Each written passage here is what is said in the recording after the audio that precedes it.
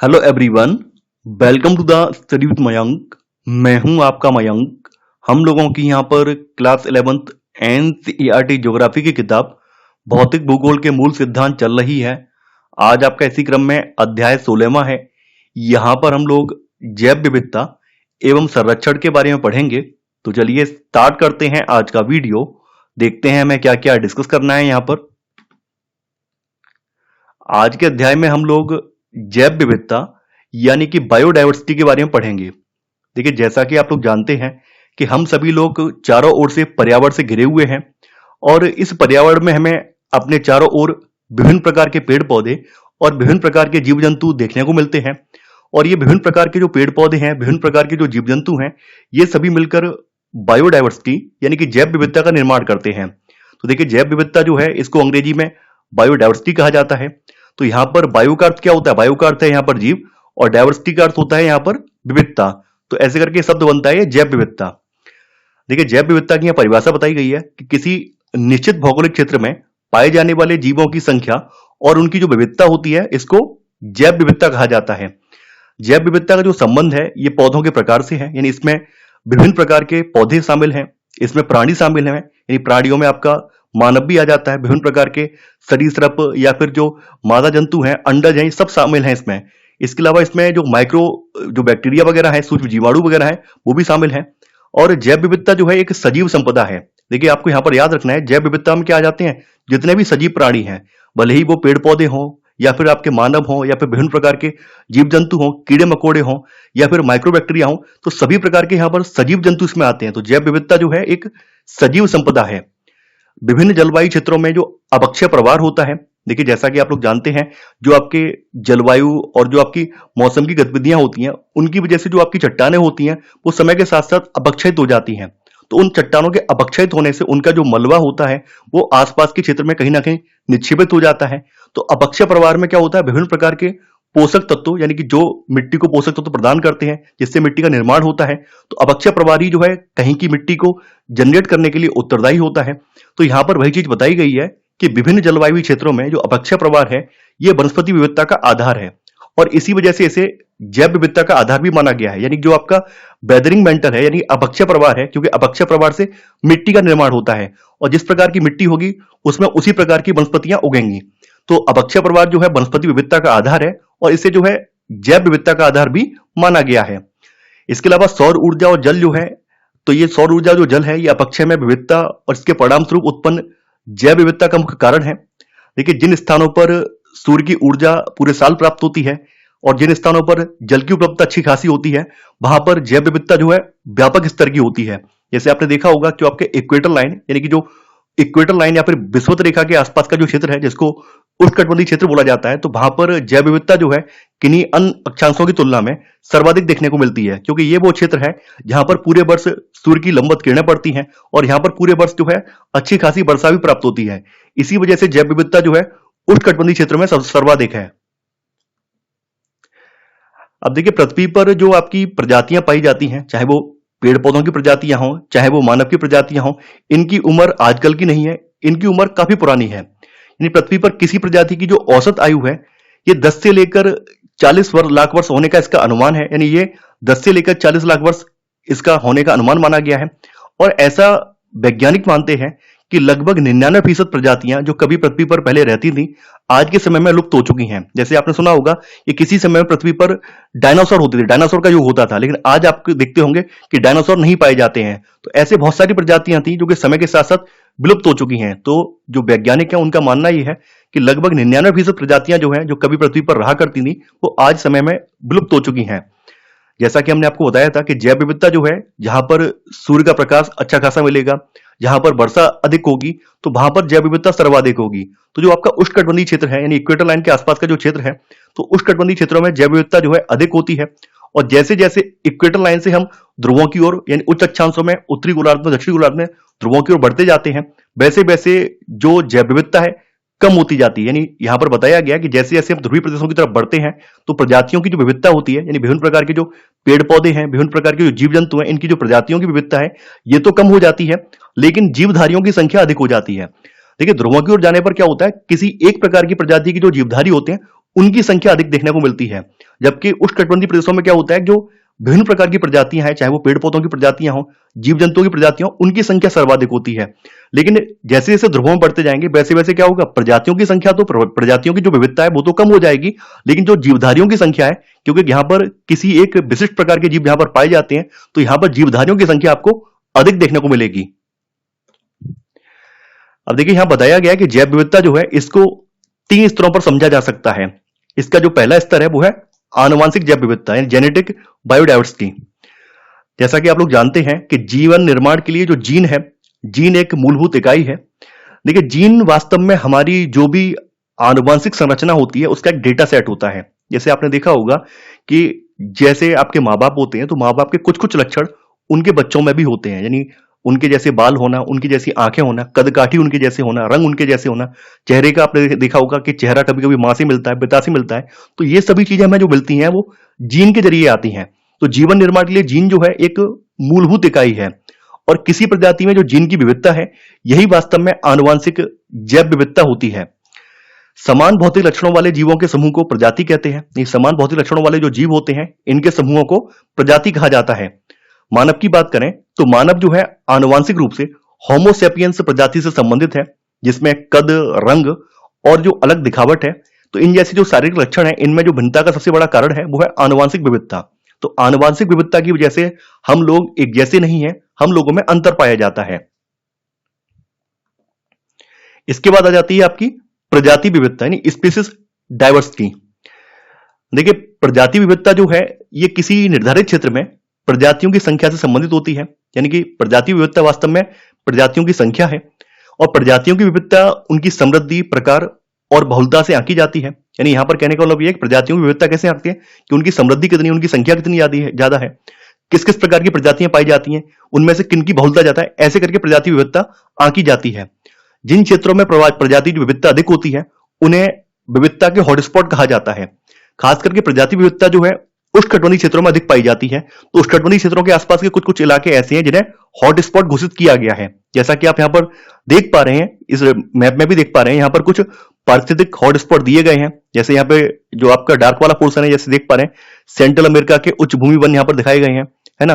फिर यहाँ पर दिखाया पश्चिमी इक्वाडोर और कोलंबियन काको वाले क्षेत्र दिखाए गए हैं। उष्णकटिबंधीय एंडीज वाला रीजन यहाँ पे दिखाया गया है। अटलांटिक वन ब्राजील वाला क्षेत्र दिखाया गया है। इधर यहाँ आप देख पा रहे होंगे ऊपरी गिनी वाले वन दिखाए गए हैं, है ना। पूर्वी चाप पर्वत तंजानिया वाला क्षेत्र यहाँ पर दिखाया गया है। पूर्वी मेडागास्कर वाला क्षेत्र दिखाया गया है।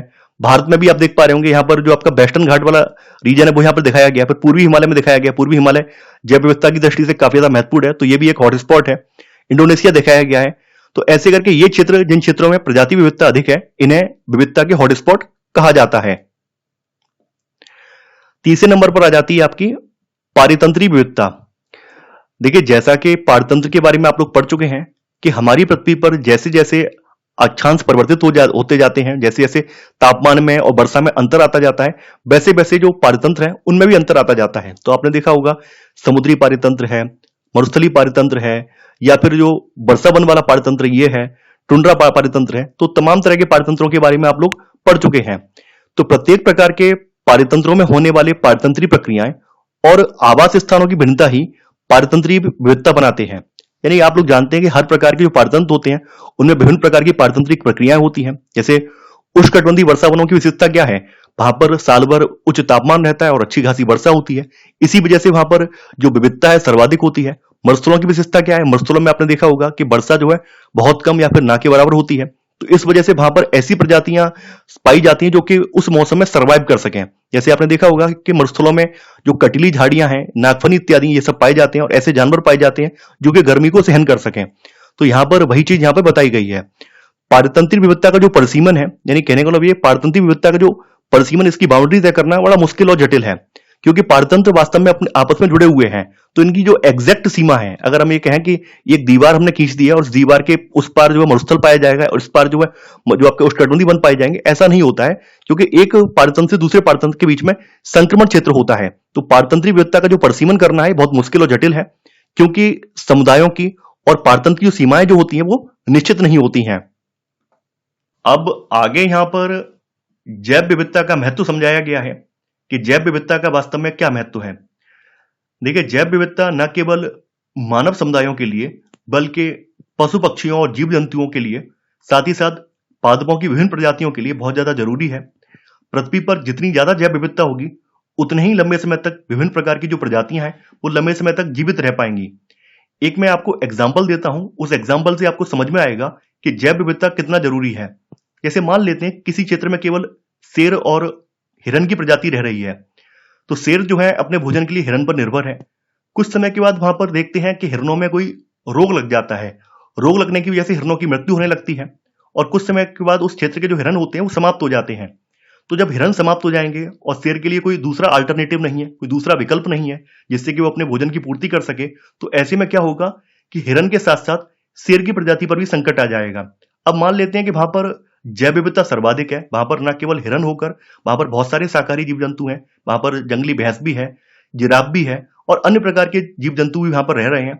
और ऐसे में वहां पर हिरन पर कोई बीमारी लग गई तो हिरन के अलावा भी शेर के पास बहुत सारे विकल्प हैं।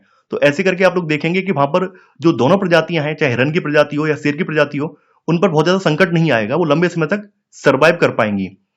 तो यहां पर सबसे पहला है कि जैव विविधता की जो पारिस्थितिकी भूमिका है उसके बारे में बताया गया कि जैव विविधता की पारिस्थितिकी भूमिका क्या है। देखिए, पारितंत्र में प्रत्येक जीव न केवल अपनी जरूरत को पूरा करने बल्कि साथ साथ दूसरे जीवों के पनपने में भी सहायक होता है। देखिए, पारितंत्र में जो जीव हैं वो अपनी जरूरतों को पूरा करते ही हैं, यानी अपनी भोजन संबंधी आवश्यकताओं को पूरा करते ही करते हैं। साथ ही साथ कुछ अन्य जीवों के जीवन के लिए उनके सहायक के रूप में या सहजीवी के रूप में भी भूमिका निभाते हैं। जीव व प्रजातियां ऊर्जा ग्रहण कर उसका संग्रहण करती हैं, कार्बनिक पदार्थ उत्पन्न एवं विघटित करती हैं और पारितंत्र में जल व पोषक तत्वों के चक्र को बनाए रखने में सहायक होती हैं। जैसा कि आप लोग जानते हैं, जीव और जो विभिन्न प्रकार की प्रजातियां हैं ये ऊर्जा ग्रहण करती हैं। ऊर्जा कैसे? भोजन के रूप में ऊर्जा को ग्रहण करती हैं, उसका संग्रहण करती हैं। जब इनकी मृत्यु हो जाती है तो अपघटक जो होते हैं, अपघटक इनको कार्बनिक पदार्थों में विघटित कर देते हैं और कार्बनिक पदार्थों में जब इनका विघटन हो जाता है, अपघटन हो जाता है, उसके बाद क्या होता है, पारतंत्र में जल और पोषक तत्वों का जो चक्र है ये चलता रहता है। तो यहाँ पर वही प्रोसेस यहाँ पे समझाई गई है। देखिए, प्रजातियां जो है आपकी जो वायुमंडल की जो गैसें हैं इनको भी स्थिर करती हैं और जलवायु को नियंत्रित करने में सहायक होती हैं। क्योंकि जितनी ज्यादा जैव विविधता होगी, जितनी ज्यादा चाहे वो पादपों की प्रजातियां हो या फिर जीव जंतुओं की प्रजातियां जितनी ज्यादा होंगी, उतना ही ज्यादा वायुमंडल भी आपका स्वच्छ और साफ रहेगा। तो प्रजातियां जो है ये वायुमंडलीय गैस को स्थिर करती हैं और जलवायु को नियंत्रित करने में भी सहायक होती हैं। यहां पर जो कि मैंने स्टार्टिंग में बताया था, यहाँ पे वही लाइन दोहराई गई है कि पारितंत्र में जितनी अधिक विविधता होगी, प्रजातियों के प्रतिकूल स्थितियों में भी रहने की संभावना और जो उनकी उत्पादकता है ये भी उतनी ही अधिक होगी। यानी जिस पारितंत्र में जितनी प्रकार की प्रजातियां होंगी वह पारितंत्र उतना ही अधिक स्थायी होगा और उतना ही लंबे समय तक वो जीवित भी रहेगा। इसके अलावा यहां पर जैव विविधता की आर्थिक भूमिका भी बताई गई है। जैसा कि आप लोग जानते हैं कि वर्तमान समाज आर्थिक समाज है और यहां पर हर प्रकार के संसाधन का आर्थिक मूल्य लगाया जाता है। तो आज के समय में जो जैव विविधता है इसका वास्तव में एक बहुत बड़ा आर्थिक मूल्य भी है। जैसा कि आप लोग देख पा रहे होंगे कि जैव विविधता का एक महत्वपूर्ण भाग फसलों की विविधता है। जैव विविधता से हमें विभिन्न प्रकार की फसलों का ज्ञान हुआ है। तो जैव विविधता का एक महत्वपूर्ण पार्ट क्या है? फसलों की विविधता है, जिसे कृषि जैव विविधता भी कहा जाता है। इसे जो है कृषि जैव विविधता के नाम से भी जाना जाता है। देखिए, अगर जैव विविधता नहीं होती तो हमें विभिन्न प्रकार की फसलों का ज्ञान नहीं हो पाता और हम किसी एक फसल पर निर्भर होते। जैव विविधता को संसाधनों के उन भंडारों के रूप में भी समझा जा सकता है जिनकी उपयोगिता भोज्य पदार्थ, औषधियां और सौंदर्य प्रसाधन आदि बनाने में सहायक है। देखिए, जैसा कि आप लोग जानते हैं कि हम लोग भोजन के लिए जो अपने आसपास के पादप हैं उन पर निर्भर हैं। विभिन्न प्रकार के पादपों से जो हमें खाद्यान्न प्राप्त होता है उन पर हम निर्भर हैं। तो जैव विविधता जो है, जैव विविधता से हम अपनी जो पेट की पूर्ति है वो भी कर रहे हैं। इसके अलावा जो हम विभिन्न प्रकार के प्रसाधन या सौंदर्य के साधन यूज कर रहे हैं उनमें भी इन्हीं से मिलने वाले विभिन्न प्रकार के रसायनों का, विभिन्न प्रकार के पदार्थों का उपयोग हो रहा है। तो कहीं ना कहीं यहाँ पे पदार्थ, जो भोज्य पदार्थ हैं, औषधियां हैं, सौंदर्य प्रसाधन है, इन सबको बनाने के लिए आसपास के जो पादप प्राणी हैं, आसपास के जो जीव जंतु, इनका इस्तेमाल हो रहा है। तो इन सबका एक आर्थिक महत्व भी हुआ। अब देखिए, यहाँ पे यही चीज आगे समझाई भी गई है कि जैव संसाधनों की जो आर्थिक वाली जो भूमिका है, आर्थिक वाली जो परिकल्पना है, ये जैव विविधता के विनाश के लिए उत्तरदायी भी है। क्योंकि आज का समाज या आज का जो मानव है बहुत ज्यादा लालची प्रवृत्ति का है। वो केवल केवल क्या दिख रहा है? मुनाफा दिख रहा है, अपना आर्थिक लाभ दिख रहा है। तो आर्थिक लाभ पर फोकस करने की वजह से जैव विविधता का बहुत ज्यादा दोहन हुआ है और जैव विविधता को बहुत ज्यादा नुकसान भी उठाना पड़ रहा है। खाद्य फसलें, पशु, वन संसाधन, मत्स्य और दवा संसाधन आदि कुछ ऐसे प्रमुख आर्थिक महत्व के उत्पाद हैं जो मानव को जैव विविधता के फलस्वरूप उपलब्ध होते हैं। जैसे आप लोग जानते हैं जो आपकी खाद्य फसलें हैं, यानी जो हम भोजन के रूप में जो हम फसलें इस्तेमाल करते हैं, पशु, आसपास के जो पशु हैं, वन्य संसाधन है, मत्स्य यानी मछली वगैरह है, दवा संसाधन है, या वनों से प्राप्त होने वाले जो अन्य उत्पाद हैं, इन सब का आर्थिक महत्व है। और ये सब जो आर्थिक महत्व का जो सामान है, हमें जैव विविधता के फलस्वरूप ही उपलब्ध होता है। इसके अलावा जैव विविधता की वैज्ञानिक भूमिका भी है। देखिए, जैव विविधता इसलिए भी महत्वपूर्ण है क्योंकि प्रत्येक प्रजाति हमें संकेत दे सकती है कि जीवन का आरंभ कैसे हुआ था। जैसे आपने देखा होगा कई बार क्या होता है, वैज्ञानिक जो प्राचीन कुछ पौधे होते हैं उनके आधार पर अनुमान लगाते हैं कि मानव सभ्यता का उद्भव कब हुआ होगा, जीव जंतुओं का उद्भव कब हुआ होगा। तो यहाँ पर जो प्रत्येक प्रजाति है ये हमें संकेत दे सकती है कि जीवन का आरंभ कैसे हुआ और भविष्य में ये कैसे विकसित होगा, है ना। और जो प्रजातियों का अध्ययन है, उन अध्ययनों से पता चलता है कि भविष्य में इनकी आने वाले समय में कब तक ये जीवित रह पाएंगे, कब कब तक इनका अस्तित्व होगा, ये भी हमें संकेत मिल सकता है। हम सभी को यह तथ्य समझना चाहिए कि हम स्वयं जिएं और दूसरी प्रजातियों को भी जीने दें। ये मानव मानव के लिए संदेश है, क्योंकि मानव जो है केवल हमारी जो जैव विविधता है उसमें मानव ही एक ऐसा प्राणी है जिसके पास दिमाग है, और मानव ने अपना दिमाग इतना ज्यादा यूज किया है कि उस दिमाग को यूज करने के चक्कर में आसपास की जो जैव विविधता है उसके लिए संकट खड़ा हो गया है। तो इसी वजह से मानव के लिए संदेश दिया गया है कि हम सभी को यह समझना चाहिए कि हम स्वयं जिएं और दूसरी प्रजातियों को भी जीने दें। वास्तव में जैव विविधता की जो अवधारणा है ये कई मानव संस्कृतियों का अभिन्न अंग भी है। खास करके जो जनजातियां हैं, उन जनजातियों ने आज भी जैव विविधता की अवधारणा को अपनाए रखा है, वो जैव विविधता को संरक्षित कर रहे हैं। और हम लोग हैं, हम लोग जो शहरी प्राणी, शहरी कल्चर की ओर भाग रहे हैं, शहरों में वास्तव में क्या हो रहा है, जैव विविधता का विनाश हो रहा है। तो यहाँ पर वही दोनों उदाहरण दिए गए हैं कि हमें ये समझना चाहिए कि हम स्वयं जिएं और दूसरी प्रजातियों को भी जीने दें। इसके अलावा कुछ आज के समाज में ऐसी जनजातियां हैं, ऐसे लोग हैं जो कि जैव विविधता का संरक्षण कर रहे हैं, क्योंकि जैव विविधता उनकी संस्कृति का अभिन्न अंग है। आगे यहाँ पर जैव विविधता का ह्रास इन लॉस ऑफ बायोडायवर्सिटी के बारे में बताया गया है। देखिए, जैव विविधता के ह्रास के पीछे कई सारे कारण हैं। पहला कारण, सबसे बड़ा कारण जो है वो जनसंख्या वृद्धि है। जैसा कि आप लोग देख रहे हैं, लगातार जनसंख्या बढ़ती जा रही है। इस वजह से जो जैव संसाधन है उन पर भी दबाव बढ़ रहा है, तो इस वजह से जैव विविधता का ह्रास हो रहा है। प्राकृतिक संसाधनों का उपभोग अधिक होने से प्रजातियों और उनके आवास स्थानों में तेजी से कमी आ रही है। जैसा कि आप लोग देख पा रहे हो, जो जंगली लकड़ी है या जंगली उत्पाद है उनका बहुत ज्यादा डिमांड बढ़ती जा रही है। उनकी बहुत ज्यादा डिमांड बढ़ने की वजह से जंगल वगैरह हैं या जो जंगली लकड़ी है उसको बहुत ज्यादा काटा जा रहा है। तो जंगलों के काटे जाने से जो जंगलों में रहने वाले जो जीव जंतु, उनके आवास नष्ट हो रहे हैं। इस वजह से क्या हो रहा है, जैव विविधता का ह्रास हो रहा है। यहाँ पर उष्णकटिबंधीय क्षेत्र की बात की गई है। उष्णकटिबंधीय क्षेत्र का मतलब इक्वेटर लाइन के आसपास का जो क्षेत्र है, जहां पर पूरे साल सूर्य की सीधी किरणें पड़ती हैं। तो उष्णकटिबंधीय क्षेत्र जो विश्व के कुल क्षेत्र का मात्र 1/4 भाग है, यहाँ संसार की जो है 3/4 जनसंख्या रहती है। यानी जो आपके उष्णकटिबंधीय क्षेत्र का हाल बताया गया है कि उष्णकटिबंधीय क्षेत्र जो है ये विश्व के कुल क्षेत्र का मात्र 1/4 भाग है, लेकिन यहाँ पर पूरे संसार की 3/4 जनसंख्या निवास करती है। उष्णकटिबंधीय क्षेत्रों वाले जो वर्षा वन है, तो इनमें पृथ्वी की लगभग 50% प्रजातियां पाई जाती हैं। हालांकि यहाँ पर जैसा कि ऊपर बता दिया गया है कि यहाँ पर संसार की 3/4 जनसंख्या भी रह रही है। तो इस विशाल जनसंख्या की जरूरत को पूरा करने के लिए यहाँ पर संसाधनों का दोहन भी किया जा रहा है, यहाँ पर बहुत ज्यादा वनोन्मूलन भी किया जा रहा है। इस वजह से यहाँ की जो प्रजातियां हैं वो लगातार उनकी संख्या घटती जा रही है। इसके अलावा समय समय पर मानव के द्वारा जो भी क्रियाकलाप किए जाते हैं, मानवीय क्रियाकलापों से प्राकृतिक आपदाओं को बल मिलता है।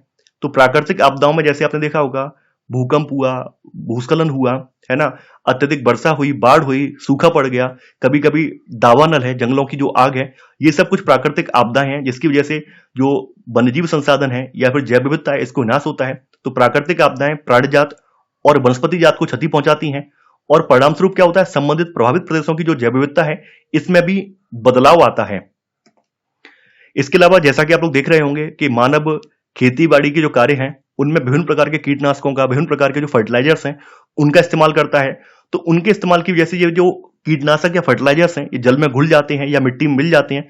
मिट्टी में मिलने की वजह से या जल में घुलकर अन्य स्थानों में पहुंचने की वजह से ये हमारे पारितंत्र को नष्ट करते हैं। पारितंत्र की जो प्रजातियां हैं उनको काफी ज्यादा क्षति पहुंचाती हैं। जैसे यहाँ बताया गया, कीटनाशक और जो अन्य प्रदूषक हैं जैसे कि हाइड्रोकार्बन है, विषैली भारी धातु हैं, इन टॉक्सिक हैवी मेटल्स हैं, ये संवेदनशील और कमजोर किस्म की प्रजातियां होती हैं उनको नष्ट कर देते हैं। अब देखें, यहाँ पर विदेशज प्रजातियों के बारे में बताया गया है। वे प्रजातियां जो स्थानीय आवास की मूल जैव प्रजाति नहीं है लेकिन उस तंत्र में स्थापित की गई हैं, उन्हें विदेशज प्रजातियां या एक्सोटिक स्पीसीज कहा जाता है।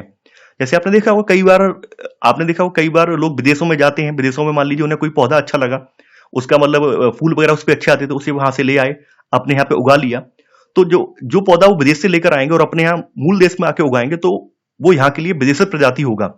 विदेशी प्रजातियों के आने से सबसे बड़ा दिक्कत ये होती है कि वहां पर जो पूरा का पूरा जो पारिस्थितिकी तंत्र है उसमें बदलाव आ जाता है, जो मूल स्थान के जो पौधे होते हैं उनके लिए संकट उत्पन्न हो जाता है। तो यहाँ पर वही चीज बताई गई है कि इनके आगमन से पारतंत्र में जो मूल जैव समुदाय है इसको व्यापक नुकसान हुआ है, क्योंकि जो विदेशी प्रजातियां होती हैं कई बार क्या होती हैं, हावी हो जाती हैं। तो हावी होने की वजह से आसपास की जो मूल पादप प्रजातियां हैं उन पौधों को नष्ट करने लगती हैं। इसके अलावा अवैध शिकार, जैसा कि आप लोग जानते हैं, मानव ने अपने फायदे के लिए या फिर जानवरों की खाल, उनके सींग वगैरह, इन सब के लिए अवैध शिकार करता है। तो अवैध शिकार के फलस्वरूप भी कुछ प्रजातियां लुप्त होने के कगार पर पहुंच गई हैं। एक संस्था है, उस संस्था का नाम है IUCN, यानी प्राकृतिक संसाधनों और पर्यावरण संरक्षण की अंतर्राष्ट्रीय संस्था IUCN। इसने संकटापन्न पौधों और जीवों की प्रजातियों को उनके संरक्षण के उद्देश्य से 3 वर्गों में डिवाइड किया है। यहां पर पहला वर्ग है संकटापन्न प्रजातियां, इनको एंडेंजर्ड स्पीसीज कहा जाता है। देखिए, एंडेंजर्ड स्पीसीज में वे सभी प्रजातियां शामिल हैं जिनके लुप्त हो जाने का खतरा है। और IUCN जो है विश्व की सभी संकटापन्न प्रजातियों के बारे में एक रेड लिस्ट के नाम से सूचना प्रकाशित करता है, और उन रेड लिस्ट में उन सभी प्रजातियों को शामिल करता है जो कि एंडेंजर्ड स्पीसीज हैं। इसके बाद है आपकी सुभेद्य प्रजातियां, यानी वल्नरेबल स्पीसीज। देखिए, इनमें वे प्रजातियां शामिल हैं जिन्हें यदि संरक्षित नहीं किया गया या उनके विलुप्त होने में सहयोगी कारक अगर जारी रहे तो निकट भविष्य में उनके विलुप्त होने का खतरा है। तो ऐसी प्रजातियों को सुभेद्य प्रजातियां बोला जाता है। देखिए, इनकी संख्या अत्यधिक कम होने के कारण इनका जीवित रहना सुनिश्चित नहीं है। यहाँ पे ये भी बताया गया कि चूंकि सुभेद्य प्रजातियों की संख्या बहुत ज्यादा कम हो रही है, तो कम होने की वजह से आने वाले भविष्य में हो सकता है ये प्रजातियां जीवित भी ना रह पाए, तो जीवित रहना इनका सुनिश्चित नहीं है।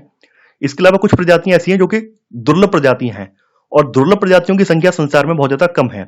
ये प्रजातियां जो है कुछ ही स्थानों पर सीमित हैं, या फिर किसी बड़े क्षेत्र में ये विरल रूप से पाई जाती हैं, तो इन्हें दुर्लभ प्रजातियों के रूप में जाना जाता है। आगे यहाँ पर जैव विविधता के संरक्षण के बारे में बात की गई, कंजर्वेशन ऑफ बायोडाइवर्सिटी।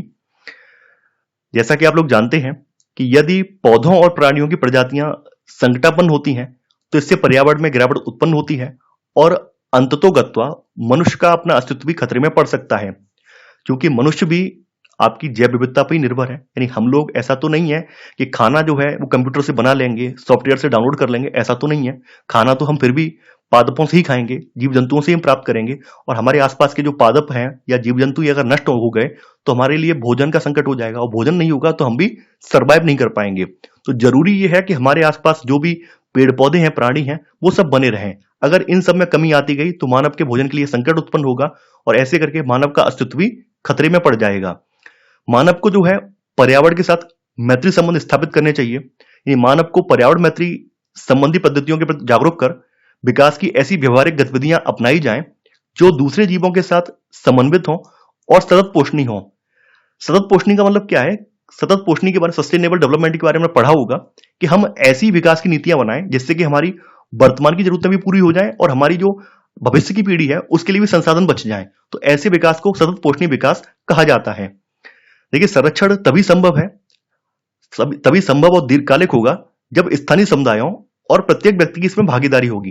देखिए, केवल सरकार के कानून बना देने से, सरकार के नियम बना देने से ये जैव विविधता कायम नहीं होगी, जैव विविधता का संरक्षण नहीं होगा। हमें इसके लिए खुद से जागरूक होना पड़ेगा। हमें समझना होगा कि जैव विविधता अगर संकट होगा तो आने वाले समय में मानव अस्तित्व के लिए संकट होगा। तो इसमें स्थानीय स्तर के जो लोग हैं, उन स्थानीय समुदायों की भागीदारी भी होगी और प्रत्येक व्यक्ति की इसमें भागीदारी होगी, तभी हम जैव विविधता को संरक्षित कर पाएंगे। अब देखिए, जैव विविधता के लिए कुछ कुछ प्रयास भी किए गए हैं अंतर्राष्ट्रीय स्तर पर। तो जैसा कि आप पढ़ चुके होंगे पृथ्वी सम्मेलन के बारे में कि सन 1992 में ब्राजील के रियो डी जेनेरियो में जैव विविधता के सम्मेलन, जिसे अर्थ समिट के नाम से जाना जाता है, इसमें लिए गए संकल्पों का भारत और अन्य 155 देशों सहित यहाँ पर हस्ताक्षर, यानी भारत में भी इसमें हस्ताक्षर किए हैं। विश्व संरक्षण कार्य योजना में जैव विविधता संरक्षण के यहाँ पर निम्न तरीके सुझाए गए हैं। जैसे कौन कौन तरीके से यहाँ सुझाए गए हैं उनके बताया गया, उनके बारे में बताया गया कि संकटापन्न प्रजातियों के संरक्षण का प्रयास, प्रजातियों को लुप्त होने से बचाने के लिए योजना और प्रबंधन बनाना है, खाद्यान्नों, चारा, इमारती लकड़ी और पशुधन की प्रजातियों की किस्मों को संरक्षित करना है। प्रत्येक देश को वन्य जीवों के आवासों की सुरक्षा सुनिश्चित करना है। वन्य जीवों और पौधों का अंतर्राष्ट्रीय व्यापार ये नियमों के अनुरूप हो। तो ये कुछ यहाँ पर तरीके सुझाए गए हैं जिन्हें सभी देशों को फॉलो करना है। अब देखिए, भारत सरकार ने भी जो वन्यजीव संपदा है या फिर जो जैव विविधता है उसको संरक्षित करने के लिए अधिनियम पारित किया है। तो भारत सरकार ने अपने देश की जो प्राकृतिक सीमाएं हैं इनके भीतर विभिन्न प्रकार की प्रजातियों को बचाने, संरक्षित करने और विस्तार करने के लिए वन्यजीव सुरक्षा अधिनियम 1972 यानी वाइल्ड लाइफ प्रोटेक्शन एक्ट 1972 में पारित किया है। देखिए, काफी ज्यादा इंपॉर्टेंट है। कई बार पूछा गया है कि वन्यजीव सुरक्षा अधिनियम कब पारित किया गया, कब अधिनियमित किया गया। 1972 में ये अधिनियमित किया गया है और इसके अंतर्गत नेशनल पार्क, पशु विहार और ये सब स्थापित किए गए हैं और जैव जीव मंडल आरक्षित क्षेत्र भी घोषित किए गए हैं। यानी इसके तहत जो है नेशनल पार्क बनाए गए हैं, सेंचुरी बनाई गई हैं और जो बायोस्फीयर रिजर्व है ये भी इसके तहत घोषित किए गए हैं। अब यहां पर उन देशों के बारे में बात की गई है जो कि उष्णकटिबंधीय क्षेत्र में स्थित हैं। देखिए, उष्णकटिबंधीय क्षेत्रों में पड़ने वाले जो देश हैं उनमें संसार की सर्वाधिक प्रजाति विविधता पाई जाती है और इन्हें महाविविधता केंद्र या फिर मेगा डाइवर्सिटी सेंटर भी कहा जाता है। ऐसे देशों की संख्या 17 है। ठीक है, यहाँ पर आपकी किताब में संख्या 12 दी हुई है, लेकिन जो नवीनतम आंकड़े हैं उन आंकड़ों के तहत संख्या जो है 17 है और उनके नाम भी यहाँ दिए गए हैं। जैसे आप देख पा रहे हैं मैप में, यूएसए है, फिर आपका जो है मैक्सिको आ जाता है, कोलंबिया है, इक्वाडोर है, पेरू है, वेनेजुएला है, ब्राजील है, डेमोक्रेटिक रिपब्लिक ऑफ कॉन्गो है, साउथ अफ्रीका है, मेडागास्कर है, इंडिया है, चाइना है, Philippines, Malaysia, Indonesia, Papua New Guinea और फिर ऑस्ट्रेलिया। तो ये 17 देश हैं जिन्हें महाविविधता केंद्र भी बोला जाता है। देखिए, ऐसे क्षेत्र जो अधिक संकट में हैं उनमें संसाधनों को उपलब्ध कराने के लिए अंतरराष्ट्रीय संरक्षण संघ यानी IUCN ने जैव विविधता हॉटस्पॉट क्षेत्र के रूप में उन्हें निर्धारित किया है ताकि ऐसे क्षेत्रों में जो संसाधन है उनको संरक्षित किया जा सके। इसी वजह से इन्हें इन क्षेत्रों को हॉटस्पॉट घोषित कर दिया है। तो आपके सामने यहाँ पर मैप दिया गया है। इस मैप में आप देख पा रहे होंगे कि यहाँ पर जो आपके डार्क वाले स्थान है मैप में दिखाए गए हैं वो सब हॉटस्पॉट हैं। देखिए, हॉटस्पॉट को उनकी वनस्पति के आधार पर परिभाषित किए गए हैं। जैसे एग्जाम्पल के तौर पर बताया गया है कि मेडागास्कर में पाए जाने वाले कुल पौधों और जीवों में इनमें से 85% पौधे और जीव जो हैं ये संसार में अन्यत्र कहीं भी नहीं पाए जाते हैं। यानी कहने का मतलब ये है कि मेडागास्कर में सर्वाधिक जैव विविधता देखने को मिलती है। हॉटस्पॉट जो समृद्ध देशों में पाए जाते हैं वहां पर कुछ अन्य प्रकार की समस्याएं भी हैं। जैसे बताया गया है कि हवाई द्वीप जहां विशेष प्रकार की पादप और जंतु प्रजातियां मिलती हैं वह विदेशी प्रजातियों के आगमन और भूमि विकास के कारण असुरक्षित हैं। कुछ देश ऐसे हैं जहां पर बहुत ज्यादा जैव विविधता है लेकिन वहां पर क्या है, जो आपकी एक्सोटिक स्पीसीज हैं यानी विदेशी प्रजातियां उनका आगमन हो गया है। इसके अलावा वहां की जो सरकार है उस तरह की डेवलपमेंट की नीतियां बना रही है जिसकी वजह से वहां की जैव विविधता नष्ट हो रही है। तो वहां की जैव विविधता को ऐसे संकट आ गया है। तो इसी के साथ हमारा ये चैप्टर समाप्त हो जाता है और चैप्टर के साथ साथ आपकी क्लास 11th की जो पहली बुक है यानी कि भौतिक भूगोल के मूल सिद्धांत ये समाप्त हो जाती है। इस बुक में आपके टोटल 16 अध्याय हैं। देखिए, मैं यहां पर आपसे फिर से कहना चाहूंगा कि अब आपको किसी प्रकार के नोट्स नहीं बनाने हैं। आप लोगों को अगर नोट्स लेने हैं तो आप लोग हमारे टेलीग्राम से जुड़ जाइए, वहां से आप नोट्स को परचेज कर सकते हैं। आपको नोट्स के साथ साथ इनकी टेस्ट सीरीज भी आपको मिल जाएगी। तो आशा करता हूं कि आपको इस सीरीज पसंद आई होगी। आप लोग इस सीरीज को लाइक और शेयर करना बिल्कुल नहीं भूलेंगे। तो आज के लिए बस इतना ही। Thanks for watching. जय हिंद।